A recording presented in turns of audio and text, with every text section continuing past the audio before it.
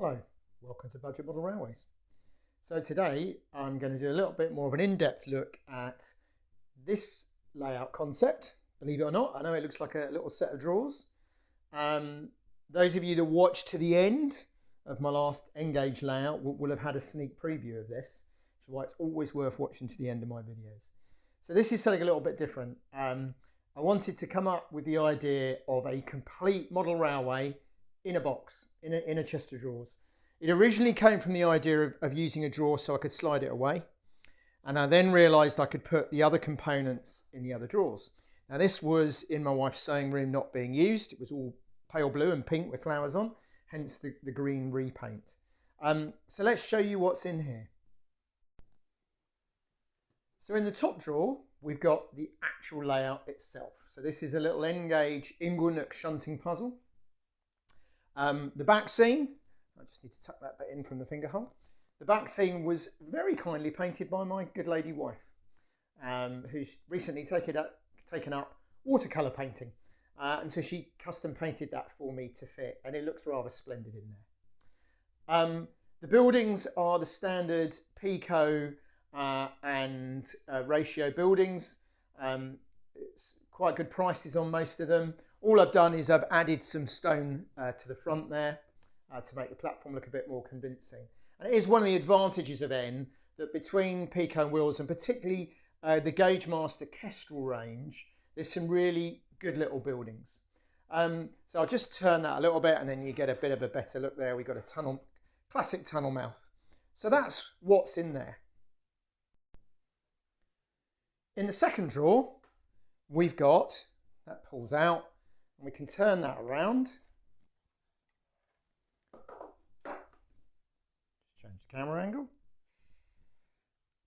And we've then got in here our fiddle yard, simple 2-track fiddle yard.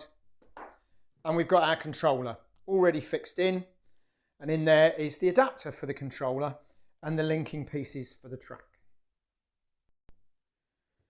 And then in the bottom 3 drawers, we've got simple toolkit. You'll see why we need that in a minute. That's going to be my locomotives. Now that is the major problem with doing UKN, which is why this is really the only UKN I'm going to do. It's just ridiculously expensive to try and get decent locos. But what I have got is I've got my freelance little diesel shunter, 3D printed on a Kato chassis, done up as a BR green. I did manage to pick up relatively cheaply, around the £45 mark, a Dapol 14X, and that will be my motive power. This box, this is a clever one. So this is all my rolling stock.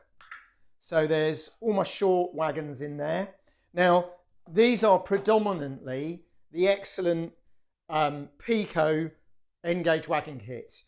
You can buy these for £6.45. So it's one of the frustrations that whilst the locos are a ridiculous price, the wagons are ridiculously cheap. So I've got those. That's one of the little Peco ones. This sort of thing, £6.45, and I've added a load. And we're also able to 3D print our own bodies, which again go on the very cheap Peco wagon chassis. And then the little top lift out one, I've also got, because there's no runaround loop on the platform, I've also got a couple of auto coaches. These were bought relatively cheaply, around the £12–15 mark. So that means I can run some passenger trains in. So the way they join is relatively simple. I've got a standard little Peco short straight there. A little bit fiddly with the fish plates. Just pushes in that end. I'll come around the other side to do it. I'm probably going to knock the tripod.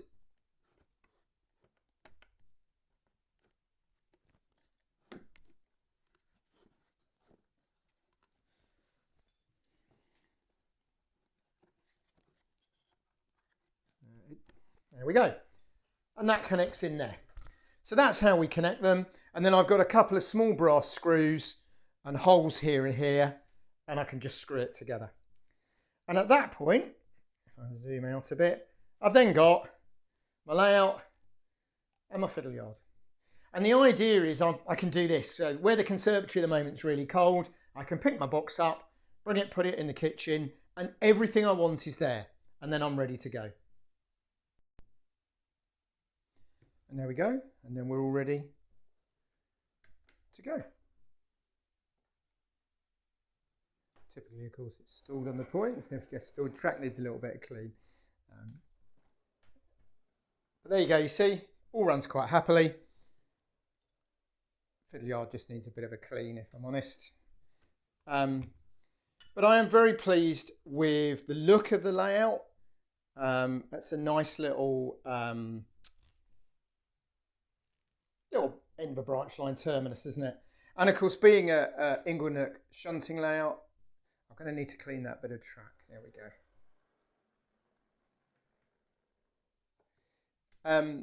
Endless shunting possibilities. There's 3 tracks there which will hold 8 wagons. So if you've got 8 in there and you want 4, you've got quite a lot of possibilities. And there we go. That's a different sort of low-level look then of the layout. Can run the train out. Points are just manual. Such a small layout, there's really no point having point motors. There we go. The ballast mat, as always, is just a piece of grey roofing felt. This is just the roofing felt painted grey, so it looks like tarmac. The buildings, as I say, relatively cheap. Usual paper mache and whatever on the hill there. So there we go. We have a very nice, what is in any case a very nice little Inglenook shunting puzzle in N-gauge for my UK outline. Had to pause there. Postie was delivering a parcel which has almost certainly got a second-hand logo in it. So in any case, we've got what is a very nice little N-gauge layout on its own. But then you've got, you know, I'm not trying to brag here, but quite the clever idea then of having the controller fixed in and the fiddle yard is all integral, and then that all goes away. When I've finished, it all goes back in the boxes and back into the set of drawers.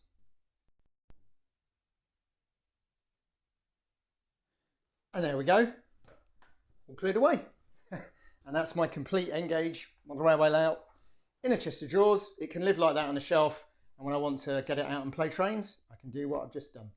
So I guess if you had a much bigger chest of drawers, you could do that with AA, but it works particularly well with N. So something a little bit different to think about there. You can actually pick some of these boxes up quite cheaply, IKEA and Amazon and things new. So even if you factored in, you'd normally have to pay quite a lot to make a baseboard. It's actually, even if you had to buy that new, I didn't, it come from my wife actually got it from a local tip shop for about £4. But there you go. Be very interested to see what people's comments are on that. So my little N-gauge adventure at the moment continues. Thank you as always for watching, subscribing, being members and commenting.